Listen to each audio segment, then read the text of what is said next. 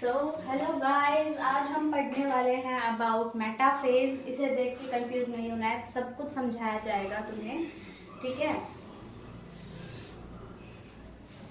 सब कुछ तुम्हें बताएंगे इस बारे में कि क्या कैसे होता है, ठीक है। मेटाफेज क्या था? 5% ऑफ दी सेल साइकिल, यानी कि अब एक्चुअली सेल क्या करेगा? डिवाइड करेगा। अभी तक हम क्या कर रहे थे? सेल को बड़ा कर रहे थे, सेल के मटेरियल को बढ़ा रहे थे। देखो मैंने तुम्हारे लिए कुछ लिखा भी है। ये हमारा क्या था? G1 phase. G1 फेज में हम कितना मटेरियल लेके चले? इतना, ठीक है। हमारे पास सिर्फ क्या था? ये हमारा इससे हम काउंट क्या करते हैं? क्रोमोसोम का नंबर। ये हमारा एक क्रोमोसोम है। जितने नंबर ऑफ, ये काइनेटोकोर बोलते हैं इसे बीच वाले को, अगर तुम सेल का यूनिट ऑफ लाइफ अच्छे से पढ़ के आए हो तो जितने नंबर ऑफ काइनेटोकोर होंगे उतने नंबर ऑफ क्रोमोसोम, यानी हमारे पास कितना क्रोमोसोम है? एक क्रोमोसोम है। और सी यानी कि सी में का क्या मतलब है? इसका मतलब होता है कि क्रोमेटिड, यानी कि साइटोप्लाज्मिक जो इस पे मटेरियल है वो कितना है? ये वाला जो मटेरियल है, सी से इसे डिनोट करते हैं, ठीक है। तो ये 1, ये 2, ठीक है। इतना ही हमारे पास मटेरियल है। अभी जेनेटिक मटेरियल कितना है? 2C हम लिया है। और क्रोमोसोम कितना है? ओनली 1 क्रोमोसोम हमारे पास है स्टार्टिंग में। ये कौन सा फेज है? G1 फेज है। G1 के बाद कौन सा फेज आता है? S फेज आता है। G1 में क्या था? कोई डीएनए रेप्लिकेशन नहीं हुई थी। क्या रेप्लिकेट हुए थे? डीएनए पॉलीमरेज, आरएनए, कुछ protein except tubulin and histones, तुम्हें याद होगा ना। और सेंट्रियोल्स भी यहाँ पर नहीं आए थे, ठीक है। वो आगे वाले फेजेस में आए थे जो तुम्हें याद होना चाहिए। और यहाँ पे सारे ऑर्गेनेल्स डबल हो गए थे। कौन से नहीं हुए थे? Mitochondria, chloroplast and Golgi apparatus, ठीक है। अब यहाँ आते हैं, ये कौन सा फेज है? एस फेज है। कौन से प्रोटीन बने थे यहाँ पर? हिस्टोन्स बने थे। मैं बार बार तुम्हें क्यों बता रही हूँ? ये लास्ट लेक्चर की चीजें हैं सारी, मैं फिर भी रिपीट कर रही हूँ ताकि तुम्हें थोड़ा फ्लो बना रहे, तुम्हें थोड़ा याद आता रहे कि यहाँ पे हिस्टोन बने थे। और क्या हुआ था? डीएनए रेप्लिकेट हुआ था। डीएनए रेप्लिकेशन में कौन हेल्प करता है? डीएनए पॉलीमरेज हेल्प करता है, जो कि G1 फेज में बना था। तो रेप्लिकेट देखो कैसे हुआ। यहाँ पे इतना सा मटेरियल था, कितना? 2C। यहाँ पे कितना बन गया हमारे पास? 4C बन गए हैं। ये जेनेटिक मटेरियल डबल हो गया है। मैंने उस लेक्चर में भी करके बताया था कि इससे ऐसा बन गया, यानी कि जेनेटिक मटेरियल हमारा डबल हो चुका है। बट क्रोमोसोम नंबर क्या बढ़ा है?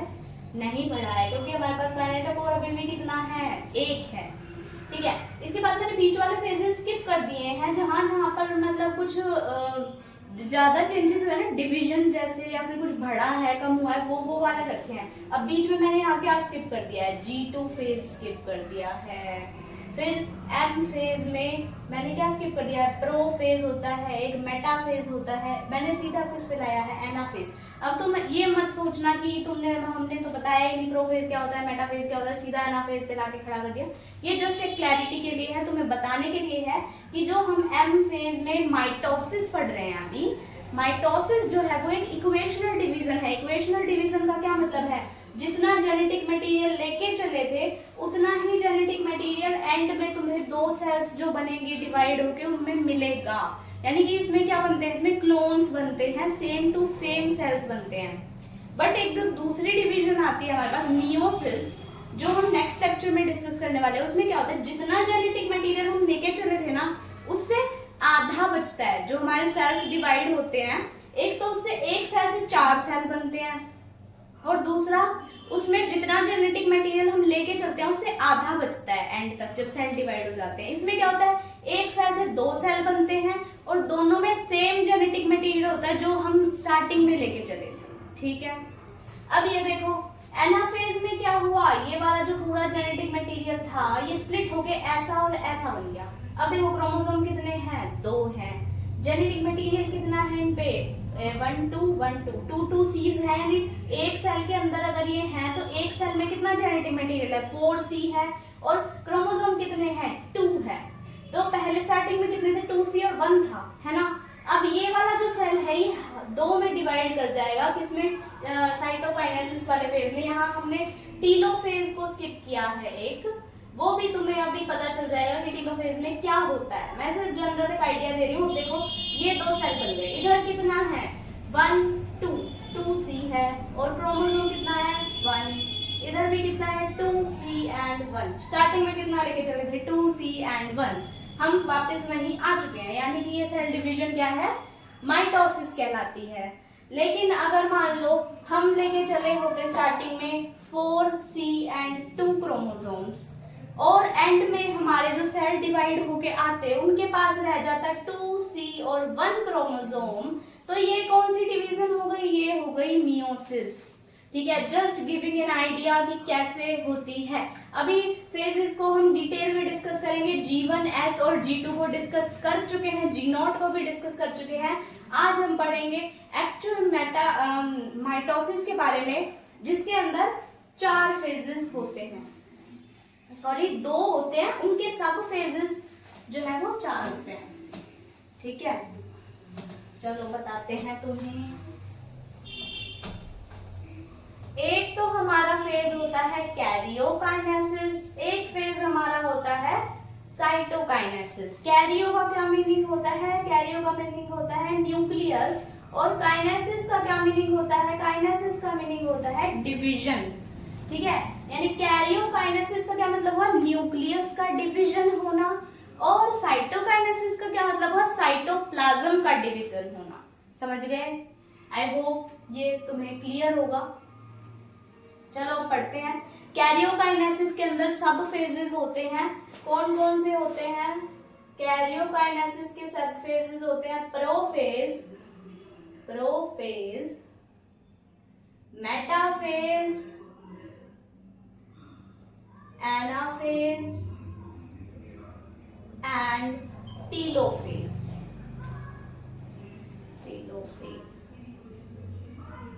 साइटोकाइनेसिस के कोई सब फेजेस नहीं होते, साइटोकाइनेसिस डायरेक्ट जो है वो डिवीजन हो जाती है, किसकी, साइटोप्लाज्म की डायरेक्ट डिवीजन होती है। कैरियोकाइनेसिस में 4 सब फेजेस होते हैं, जिसमें न्यूक्लियस जो है वो डिवाइड करता है। अब तो मैं दिखा देती हूँ कैसे होता है ये। फर्स्ट नंबर पे आता है प्रोफेज। एक सेल है, हमारा जेनेटिक मटेरियल डीएनए जो है वो कहाँ डबल हो चुका है, एस फेज में डबल हो चुका है। ठीक है, बट क्रोमोसोम नंबर अभी चेंज नहीं हुआ है, और जो ये जो क्रोमोसोम है ना, यहाँ पर क्रोमोसोम के फॉर्म में नहीं होता जेनेटिक मटेरियल, ऐसे ऐसे होता है, ऐसे। ठीक है, इस टाइप में होता है, और यहाँ पे क्या है, ये न्यूक्लियर एनवेलोप है। ठीक है, तब स्टार्टिंग में क्या होता है, सारे के सारे ऑर्गेनेल्स डिसअपियर होनी स्टार्ट होती है। अर्ली प्रोफेज में स्टार्टिंग होती है, एक तो ये जो थ्रेड के फॉर्म में क्रोमेटिन है, ये क्रोमोसोम में स्टार्ट होता है फॉर्म होना, ये कंडेंस होना स्टार्ट होता है। ये जो क्या बता रहे थे, ये जो मैंने ये बता दिया था अभी तक कि अभी प्रोफेज के अंदर जो क्रोमेटिन है, क्रोमोसोम है, वो क्रोमेटिन फॉर्म में होता है, यानी थ्रेड लाइक फॉर्म में होता है, और इधर क्या हो जाता है, स्टार्ट हो जाता है इसका कंडेंसेशन होना, क्रोमोसोम में ये डेवलप होने लगता है, और न्यूक्लियर एनवेलोप जो है, यानी कि जो न्यूक्लियर की जो लेयर है न्यूक्लियस की, वो भी डिसइंटीग्रेट होने लग जाती है। ठीक है, फर्स्ट जो प्रोफेज है वो ऐसे स्टार्ट होता है। एक और बात बता देती हूँ कि मेटाफेज के जो 4 फेजेस है ना, इनमें कोई क्लियर कट हम डिफरेंशिएशन कर नहीं पाते, तो ये कुछ इवेंट्स के थ्रू हम इन्हें डिस्टिंग्विश करते हैं। ठीक है, अभी भी हमें प्रॉपर नहीं पता है कि कब प्रोफेज स्टार्ट हो गई है, कब मेटाफेज स्टार्ट हो गई है, हम जस्ट इवेंट्स के थ्रू आइडिया लगाते हैं। ओके, अब एंड ऑफ द प्रोफेज तक क्या हो जाता है, ये जो हमारा सेल है ये कुछ इस टाइप का दिखने लग जाता है। हमारे पास ऐसे क्रोमोसोम था, ये डीएनए का जो मटेरियल है डबल किस में हुआ था, एस फेज में हुआ था, न्यूक्लियर एनवेलोप जा चुकी है, डिसइंटीग्रेट हो चुकी है।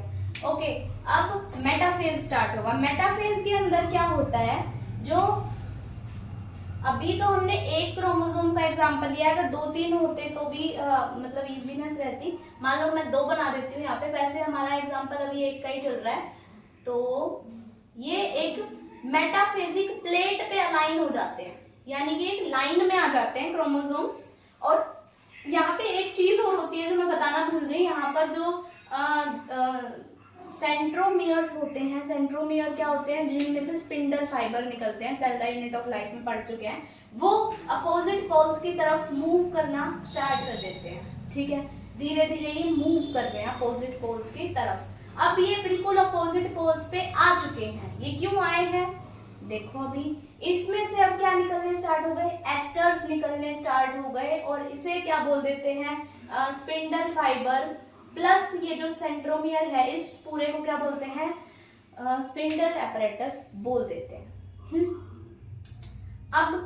अब क्या होगा, अब नेक्स्ट फेज इसमें आता है एनाफेज, ठीक है। इसकी अगर तुम्हें थ्योरी लिखनी है ना, अगर तुम्हें डिटेल्ड में थ्योरी लिखनी है, तुम सोच रहे हो मैंने तो सिर्फ डायग्राम्स बना दिए, ये डायग्राम्स मैंने सिर्फ इसलिए बनाए हैं ताकि बहुत अच्छे से समझ आए तुम्हें, एक तो, और दूसरा तुम्हारा जो लेक्चर है वो भी शॉर्ट रहे, क्योंकि लॉन्ग लेक्चर्स में आजकल ज़्यादा कोई बैठता है नहीं, तो शॉर्टली तुम्हें सब समझ आ जाएगा, क्रिस्प एंड क्लियर हो जाएगा। मैं छोटे से छोटे पॉइंट यहाँ पर क्लियर करते हुए चल रही हूँ। अगर तुम्हें थ्योरी नोट्स चाहिए तो तुम बता सकते हो, मैं चैनल पे अपलोड कर दूंगी और तुम वहाँ से एक्सेस कर सकते हो अगर तुम्हें चाहिए है तो। अगर नहीं तो तुम एनसीईआरटी में पढ़ सकते हो या फिर कहीं से भी मतलब नोट्स अरेंज कर सकते हो। बाकी मैं इधर सारे पॉइंट्स कवर कर रही हूँ। अगर तुम्हें लगता है कि कुछ कमी रह रही है, थोड़ा बहुत तो लिखना भी चाहिए, तो तुम कमेंट सेक्शन में बता सकते हो, ठीक है। ये क्या है, ये है प्रोफेज अर्ली वाला, ये है लेट प्रोफेज, यानी कि प्रोफेज में जब एंड आया, जब क्या हो गया, ये क्या है, ये है मेटाफेज। इसमें क्या हुआ, इस प्लेट पे अलाइन हो गए, इस प्लेट का एक स्पेशल नाम दिया जाता है जिसे हम क्या बोलते हैं, इक्वेटोरियल प्लेट या फिर मेटाफेजिक प्लेट। ओके, अब नेक्स्ट जो आता है वो होता है एनाफेज। एनाफेज के अंदर क्या होता है, इधर से स्पिंडल फाइबर जो है ये इधर अटैच हो जाते हैं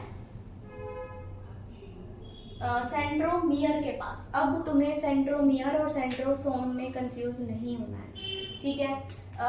सॉरी, ये वाली जो चीज़ है इसे बोलते हैं सेंट्रोसोम, और ये जो है ये बीच वाले जो सेंट्रोमियर और स्पिंडल फाइबर मिलके बनाते हैं स्पिंडल एपरेटस। तो इससे बढ़िया तुम इसे सेंट्रोमियर या सेंट्रोसोम बोलो, इससे अच्छा तुम ये जो क्रोमोसोम के बीच वाली चीज़ है इसे बोलो काइनेटोकोर्स। काइनेटोकोर्स के ऊपर क्या अटैच हो गए, स्पिंडल्स अटैच हो गए हैं, ठीक है। अब देखो क्या होगा,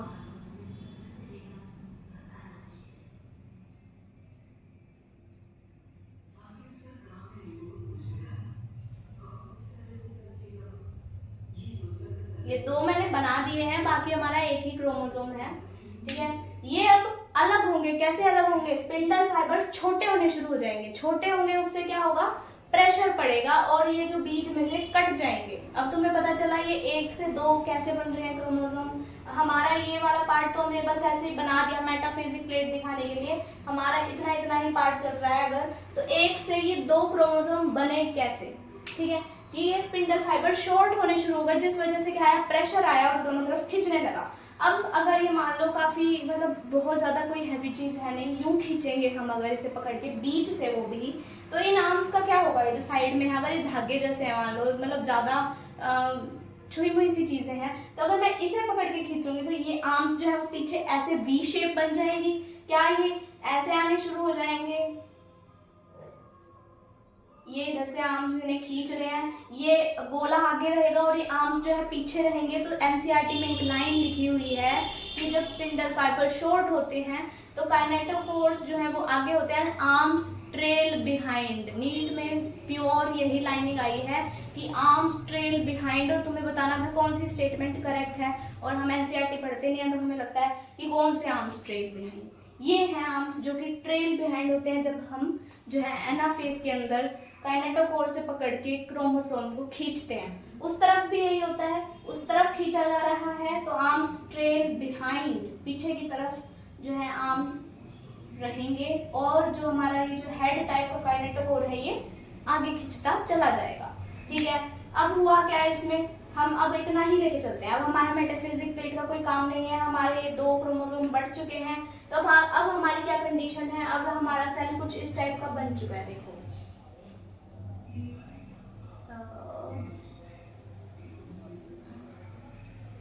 ये मैंने टीलोफेज बना दिया है। एक्चुअली टीलोफेज में क्या होता है, न्यूक्लियर एनवलप और सारे सेल ऑर्गेनेल जो प्रोफेज में गायब हुए थे वो टीलोफेज में वापस आना स्टार्ट हो जाते हैं, ठीक है। वो वापस आना स्टार्ट हो जाते हैं और ये थोड़ा थोड़ा ये डिफरेंशिएटिंग ऐसे बन जाता है, ठीक है। ये दो अलग अलग बन गए। अब हमें इन्हें बिल्कुल अलग करना है। अभी क्या अलग हुआ है, न्यूक्लियस अलग हो गया है, यानी कि कैरियोकाइनेसिस कंप्लीट हो चुका है। अब हमें क्या करना है, साइटोकाइनेसिस, दोनों का साइटोप्लाज्म भी अलग कर देना है। तो वो कैसे होगा, साइटोकाइनेसिस भी तुम्हें दिखाती हूँ, एक सेकेंड। अब दो चीजें होती है, देखो, एक होता है प्लांट सेल, एक होता है एनिमल सेल। दोनों में अलग फिनोमेना है सेल को जो है अलग करने का। एक जो एनिमल सेल है उसमें तो क्या होती है, सेल फरो की फॉर्मेशन होती है। सेल फरो की फॉर्मेशन होती है कैसे, जैसे अब ये हमारा सेल ऐसे हो जाता है, ऐसे होता है, और ये जो बीच में ये जो फरो बन गया है इसे फरो बोलते हैं, जो अंदर की तरफ हमारे डीपनिंग बन गई है थोड़ी सी। और यहाँ पे एक सेल है हमारे, यहाँ पे दूसरा सेल है। अब ये डीपन होता होता होता होता बीच में से कट जाता है और हमारे दो सेल हमें मिल जाते हैं। ये किस में था, ये एनिमल सेल में था। प्लांट सेल में सेम प्रोसेस होता है, बस ये साइटोकाइनेसिस अलग होती है। साइटोकाइनेसिस किससे होती है, सेल प्लेट से होती है। सेल प्लेट कैसे, ये हमारा सेल है मान लो, ठीक है, तो उसमें अब देखो जो सेल फरो है वो बाहर से अंदर की तरफ कट कर रहा था, ठीक है, बाहर से डीपनिंग स्टार्ट हुई हुई हुई हुई और कट, ठीक है। और ये जो है ये कैसे कट करेगा, अंदर से बाहर कट करेगा, ये सेंट्रीफ्यूगली कट करेगा। तुमने अगर फिजिक्स पढ़ी है तो अंदर से जो बाहर आता है दैट इज सेंट्रीफ्यूगल, और बाहर से जो अंदर आता है दैट इज सेंट्रीपिटल, ठीक है। तो ये सेंट्रीफ्यूगली कट करेगा, ये भी नीट का क्वेश्चन है, ये आ गया था कि सेंट्रीपिटल कट करता है, सेंट्रीफ्यूगल कट करता है, तो ये टर्म्स भी तुम्हें याद रखनी है, एनसीईआरटी में मेंशन है। तो कैसे स्टार्ट होती है फॉर्मेशन सेल प्लेट की, पहले बीच वाला डब्बा आता है, ठीक है, उसमें क्या था, पहले साइड से कटना स्टार्ट हो गया था, इधर बीच वाला डब्बा पहले आया, फिर ये साइड वाला आ गया, फिर ये आ गया, और ये पूरा हार्ड एक जो है इनके बीच में एक वॉल बनती है और ये कट जाते हैं और दो सेल्स का फॉर्मेशन ये कर लेते हैं। ये होता है प्लांट सेल में। प्लांट सेल में एक चीज और भी अलग होती है कि प्लांट सेल के पास, तुमने cell the unit of life अगर मेरे साथ पढ़ा है तो तुम्हें पता होना चाहिए कि प्लांट सेल के पास सेंट्रोमेयर नहीं होते। सेंट्रोमेयर नहीं होते तो स्पिंडल फाइबर भी नहीं होते और स्पिंडल अपैरेटस भी नहीं होते। अब स्पिंडल अपैरेटस नहीं होते तो सेल डिवीजन कैसे होता है ये हमें नहीं पढ़ना, हमें सिर्फ सेल प्लेट देखनी थी और ये बताना था कि प्लांट सेल में क्या नहीं होते, सेंट्रोमेयर नहीं होते इसलिए स्पिंडल फाइबर नहीं होते, इसलिए स्पिंडल अपैरेटस भी नहीं होता। डन। आज मैंने तुम्हें बहुत ही डीपली अच्छे से माइटोसिस पढ़ा दिया है। नेक्स्ट लेक्चर में हम मियोसिस पढ़ेंगे। मियोसिस जो है वो रिडक्शनल डिवीजन है, क्यों है, क्योंकि उसमें जेनेटिक मटेरियल हाफ हो जाता है। ये क्या थी, इक्वेशनल डिवीजन थी, क्यों थी, क्योंकि इसमें जेनेटिक मटेरियल इक्वल रहता है। Okay, thank you so much guys, आज के लिए इतना ही। आई होप तुम्हें लेक्चर अच्छा लगा होगा, समझ आया होगा।